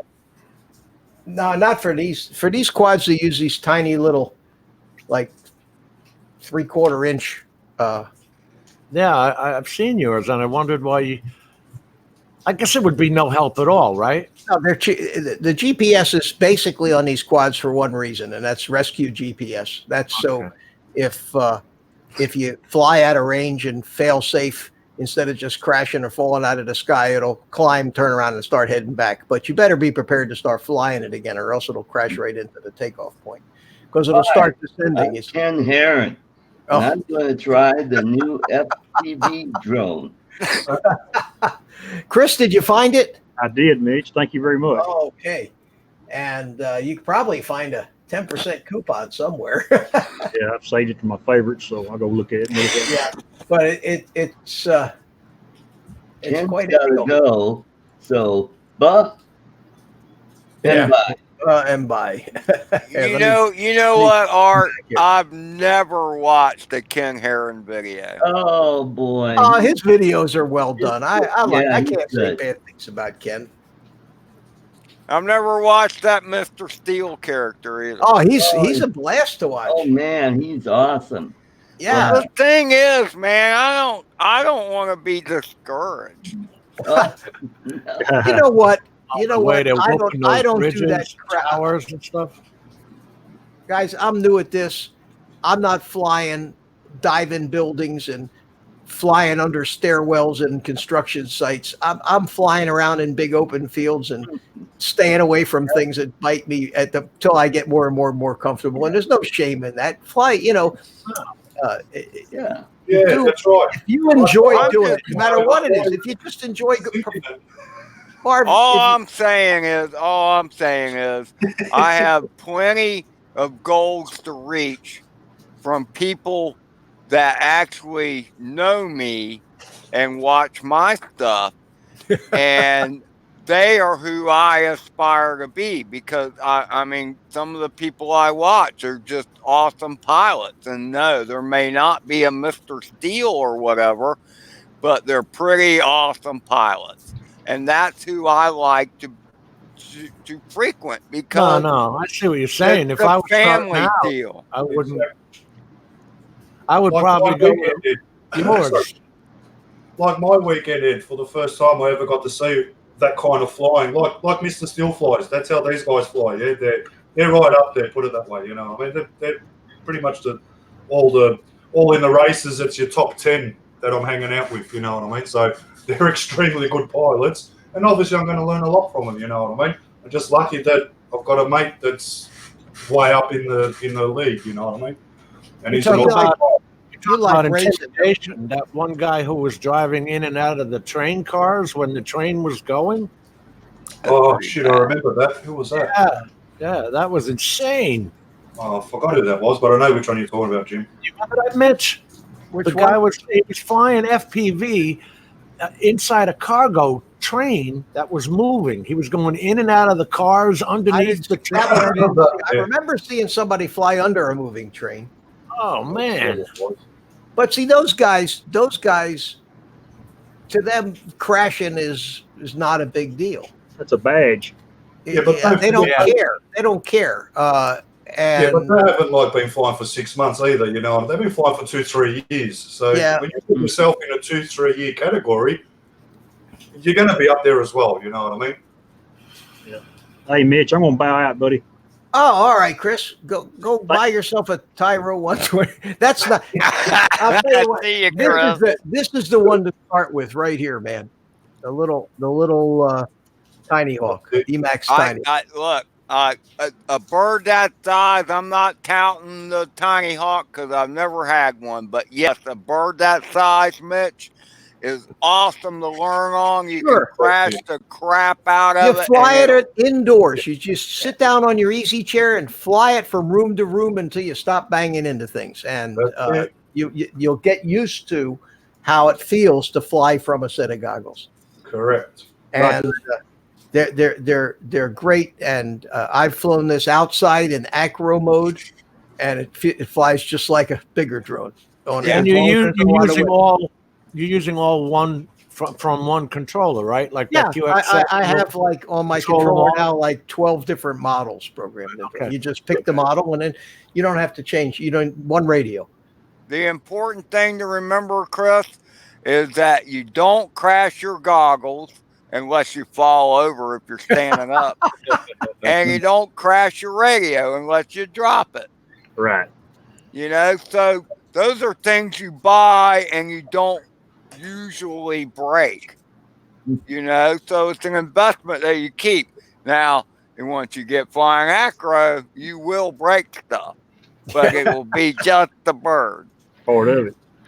Yeah, or batteries or props mostly. Yeah. But, Props mostly, yes. Because I've had some crazy crashes, Chris, and usually a prop. Prop or sacrificial parts. yeah, and they're cheap. That stuff is Yeah. very, very cheap. Yeah. Mhm. Well, thanks for coming in, Chris. I appreciate Thanks it. for having me, Mitch, and thanks. Good to see you guys. Yeah. Good seeing you, Chris. Check in over the weekend sometime, maybe Saturday afternoon. I may start doing depends if I can wait that long to I'll start watch you. building on this thing. And I bet you can't.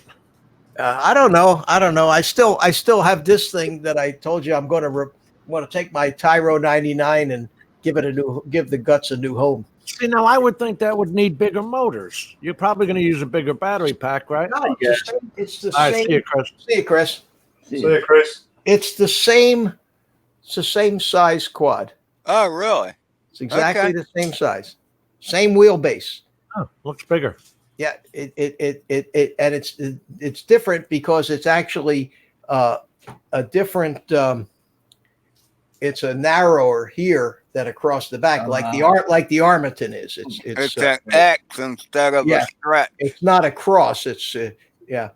And this frame was $20-something with the GoPro mount on Amazon. That's on Amazon, 1-day delivery. That shows you.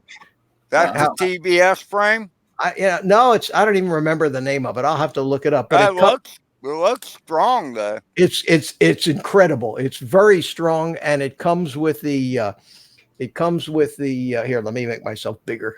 Is that a stanchion in the back there? That not a stanchion. Is that a comes- cross It mount? Oh, comes it's got yeah, a cross member. cross Yeah, for the antenna, and also the TPU printed mount for your VT for your video antenna. It comes with this TPU printed GoPro mount, and it comes with TPU printed mounts for your camera for your down there. Really a nice looking little frame. Probably was like $25. Came with all I that like stuff. the camera angle on that camera too, Mitch. Yeah, it's Yeah.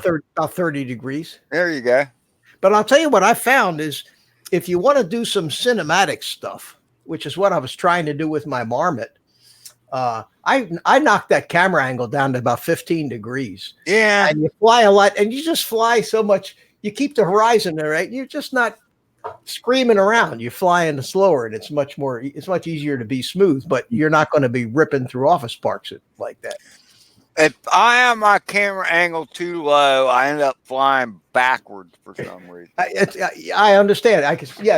That's easy. It's easy to happen. Every time you end up turning around, you don't put the nose down enough to start going forward again.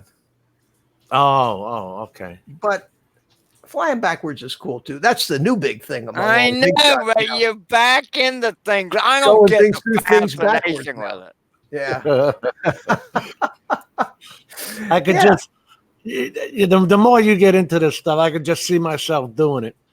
Jim. Oh, it's a fabulous hobby. Into that park awesome. with you, Mitch, and I'd be slamming into the garage doors of that park. And I'd say, "What the hell am I doing?" Okay, you start out with a whoop-like bird, just like we're telling Chris, man. That's it. I'm telling you, you will never, ever feel more like a bird than if you go FPV. FPV. Bloody oath. Jim, Jim, when I first started, I got me Whoop, which wasn't that expensive. Then I got me controller, second hand for 120, which they're 180 brand new in Australia, just under 200. And I got me, I was lucky because they dropped the price on these down to 300 Australian, and that's the Sky Zone Top Sky V2s. Yeah, and they're good, like for what? Oh man, what happened to him? Nothing. All right. I hit the wrong Now, button. Jim. Hold that up again. Yeah. Yeah, I got me patch antenna, me Furious FPV diverse. Yeah, That's the only one that'll fit in the module bay. The others won't fit in there. And when I added up how much it cost me, mate, I'm looking at nearly $1,000. Which is still $900 less than a Mavic 2. Well, yeah. So anyway, Well, I'm showing you guys. point is, Jim, I want to show you what you're. I'm just tell you what you're watching, and go ahead and talk.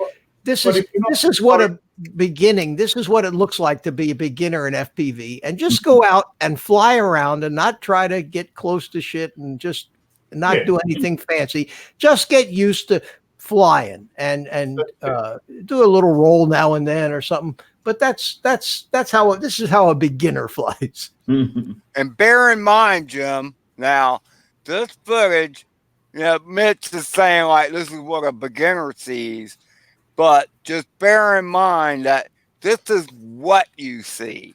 You have these goggles on and you have that radio in your hands, and this is what you see. What Mitch is showing right now is what you would be seeing while flying that bird FPV. You're not seeing anything else. You're totally immersed in the flight of that bird. I get what you're saying. You're not seeing your remote or anything like that. Yeah, it's not like looking at a screen on a Mavic controller. Right. Mm-hmm. And you can get the same feeling if you put on a pair of DJI goggles and go fly your Mavic around. You'll get the same feeling, but you won't have the feeling of flight because you don't bank. You don't bank the thing. It's just always level because of the stabilized camera. I've never tried those things in FPV mode. I don't even know how they act in FPV Of course mode. you can bank it. What are you talking about, Mitch? I banked that Phantom 4. Yeah, but you can't do it on the Mavic 2. They took it. Around the corner, no worries. Oh, yeah. On the Mavic Pro, they had a FPV mode where Yeah. you push the Yeah, stick same. and it kind of simulated the bank when you Yeah. made a turn. But they don't have that on the Mavic 2. They took that away. Really? Yeah. That Oh, mode wow. isn't- Yeah, no, both my Phantoms have got that FPV mode. Yeah, Both- they don't have it in the Mavic 2. I didn't know that. I thought the Mavics had it as well. No, there's a lot of things the Mavic 2 doesn't have that the Phantom has. You know, I didn't notice that Oh. either. Nah, I had no idea. That's Yeah. why I said, nah, man, of course it back because I know I've done it with the Phantoms. Wow, I didn't know that. But it's still not like this. You still No, don't it's not. feel like No. you're flying. Now this Sort is of, but not the same. what you're looking at here is if Dr. Drone's still in here, this is from the Tyro 79 with the new motors and the new camera. And I mean, that's not bad for a DVR feed from that Right. little 79.3, but that's just a 3-inch drone. Yeah. And they feel not quite as heavy or stable as a 5-inch, but damn if they don't fly, they fly really well. Did you still have the stock VTX, or did you change that too? No, I used the standard the VTX was fine. Just the Good. camera. That's and the darn good motors. signal. Yeah, That's very good signal. yeah. I got it at 200 watts, and I learned from and it's got smart audio on it too. And I learned from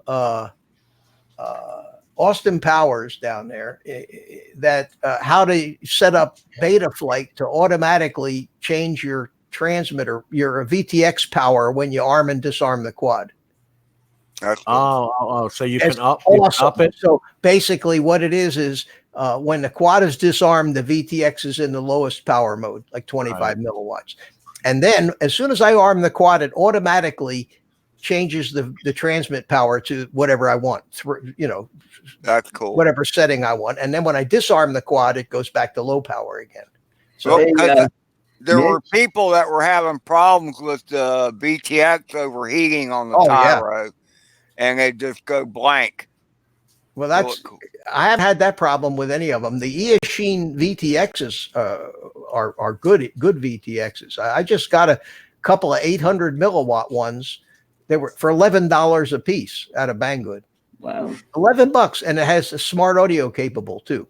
And when you have the smart audio and you hook the smart audio up to one of the UARTs, that's when you can use Betaflight to control switching the power automatically on different modes and things for you. So you don't have to go into that stupid smart audio screen and move your sticks all over the place. You know what I mean? Mhm. Now that 200 milliwatts is obviously going to give you a better picture, longer range. Oh yeah, yeah. A lot longer than 25 milliwatts, but Right. it's a power of the inverse square. So you'd think that 1,000 milliwatts would give you 10 times the range of 100 milliwatts, but it gives you maybe double the range of 100 milliwatts. That's about it. Let you punch through trees and stuff better. Yeah. That's about it. Because I'm surprised at how well at 25 milliwatts some of my little whoops do. Yeah, and it depends. It depends again how what kind of antennas you're using and Once you start going up in and the middle, what's between you and the drone. But this thing gave me too, Mitch, because they start to overheat once you go right up to like 200 milliwatts. You got to watch the heat coming out of it. oh yeah, that's why you want to be if you're flying through the air, they're gonna cool down. And Yes, that's help right, cool yeah. them down. Mhm. But this was a for that little Tyro 79 with the stock VTX. Like I say, all I did was put new motors. So the motors were about $50, and the camera was about $35, and that's that Cadex Ratel. So is that why you have it activated going up to 200 just before you take off? So Right. the thing sit there and overheat? Right, exactly. Yep. And if I go back to where I arm the thing, where it's sitting on the ground, Right. let's see here. The Thing battery's is, full. Jim, when you look at these things, the way they have all these computer components stacked so close together, heat is a problem when they're sitting on the ground. Yeah. You can't see the thing because I'm surprised there's no heat paste like there is with CPU units and stuff like that. None of that is used with these things. Oh, there's a some of them have heat sinks. Some of them do. They use some of the VTXs come with heat sinks, especially the more powerful ones. Hey, Mitch, how's the fishing over in those ponds there? Where I live, the guys fish every morning. What they catch, I don't know. But whether I'd eat it, I know for sure I wouldn't. But Yeah, on that your video that you just showed. oh yeah, they have a lot of retention ponds and a lot of those look like catfish. You don't fish in retention ponds. No, they have catfish. We do Yeah. have one. We do have one spring-fed lake that has pretty clear water and some nice fish. I think they throw tilapia in there and some catfish and stuff like that. I'm not a fisherman. I don't know one fish from another. Yeah, well, where Mitch is at, I'd be heading to the Indian River if I wanted to fish. Polluted now. You don't eat out of that Indian River. Yeah.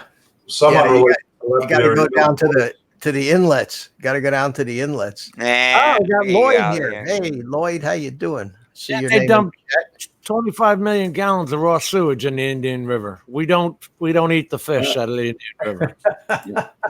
Yeah. Apparently, it's gone downhill. Say hi to We've Lloyd. got a problem with tilapia here. Someone introduced them to our waters. Oh, they take over, don't they? Yeah. Those things get big too, don't they? Yeah, they get up to about 14, 15 inches long. I thought I saw Ron Lockwood fishing for them up in I think it was Alaska. Could I be right there, or am I way off, guys? Would they be in like Washington State waters or Alaskan waters? Cold. Deep cold. They're tropical fish. Yeah. Okay. That's why they're thriving in Florida, and Texas, down in South Texas. But yeah, they're a tropical fish. They need warm water. And what happened is there were some fish farmers that grew tilapia and catfish, and the bottom kind of fell out in the fish market. They just kind of dumped them. No, they left the ponds there, and the fish are still there. Like Bill Horos, that lake out in back of his house. I think that was a fish farm at one time, and I wouldn't be surprised if it's got a lot of tilapia and maybe some other fish that. I'll tell you what, Art. The people around here, they'll fish the canals. We don't have those regular retention ponds like they do up north. We have canals. Right. That's how people will fish out of them. Oh, yeah. People are catching a lot of exotic fish where some knuckleheads who got tired of their fish collection put them in the canals, and now you see African clown knives, all kinds of cichlids, peacock bass, which is not native to Florida. They're native to South America, but they're fun to catch. I'll tell you what, if I can jump in for just a second, the only smart people in the world are the Australians, because they actually put nets on the end of their canals. So before all that plastic bottle and all that crap goes into these canals, it's caught in their nets. Smartest thing I ever saw in my life. My 11-year-old granddaughter said, "Why don't we do that, Papa?" I have no idea. Works to a certain degree, I suppose. Yeah, but how do you know the plastic bottles are coming from the inlets? Maybe there's people throwing them in the stupid canals because they're idiots. Yep. I don't know, man. The indigenous fish thing, people like offshore in the ocean, lionfish are a real big problem. I've had a few lionfish. I used to keep marine tanks, but they don't belong here in Florida. They're from Africa or something. Oh, God. Well, you guys know about the Everglades. Everybody and their brother, any pet they don't like anymore, they just dump out into the Everglades. Now they got pythons. Man, they have pythons out there that are 18 feet long. Yeah, they're like trains. These things as big as freight trains, some of these pythons. And it's open season on them.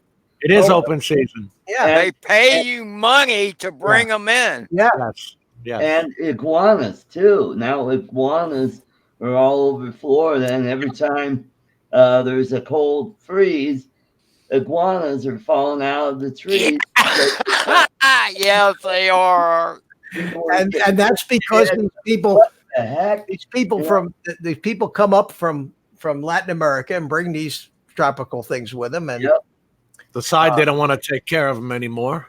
now they're not like the little lizards that we have. The little No. lizards that we have are great. These things are fabulous. They eat bugs, they eat mosquitoes, Oh, they eat bugs. Oh, they're terrific. But the iguanas are a whole different deal. Yeah, because they compete with the native lizards and The geckos. yeah. Yep. First of all, are the geckos even native? I mean, because I don't think they are. I think the green lizards, which we call chameleons, or yes, or- exactly, are or, the ones that what's the change other- color. amoles or whatever. Anoles. Anoles. That's right. That's the word I was looking for. Like what Bob Iker's got, eh, Ed? Almost said anals. that would have been wrong.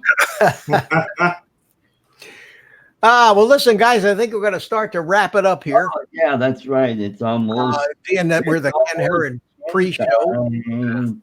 Ken Heron pre-show, and Need a bathroom break. you know what? I got to tell you what Ken did. What he did for me, he did to me last week. I had no idea about, and Well, you emailed him. Come on now. no, I sent him an email, but I didn't know he was going to play my trailer and compliment me the way he did. So I thought that was incredibly nice of him, and we'll give him the respect that he has now earned. Until he makes fun of me, and then we'll go the other way. But Yeah, we're getting close, right? It does an 8 o'clock show. What time is this show?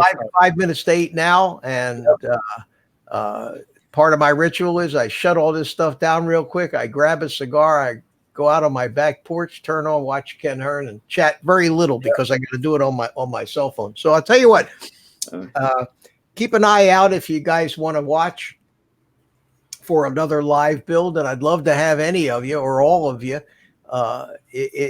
on the panel talking about it, what I'm doing, and entertaining the troops and reading the chat while I'm busy putting screws in things. So also tonight is the Denver Broncos Atlanta Falcons, the Hall of Fame game tonight, which starts in 5 minutes. all right. Season. All right. Well, Mitch, I'll tell you this, brother.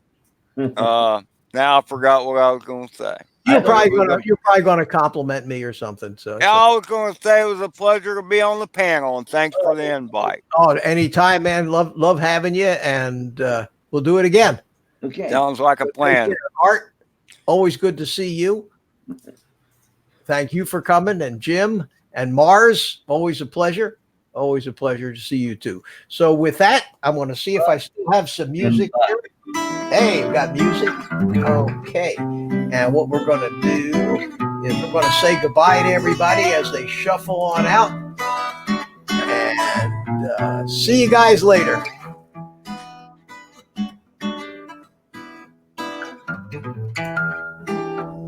And that's it. That's all I got. So with that, we'll leave Spank here to say goodbye to you.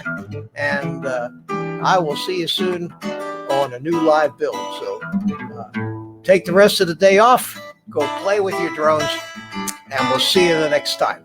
Bye-bye.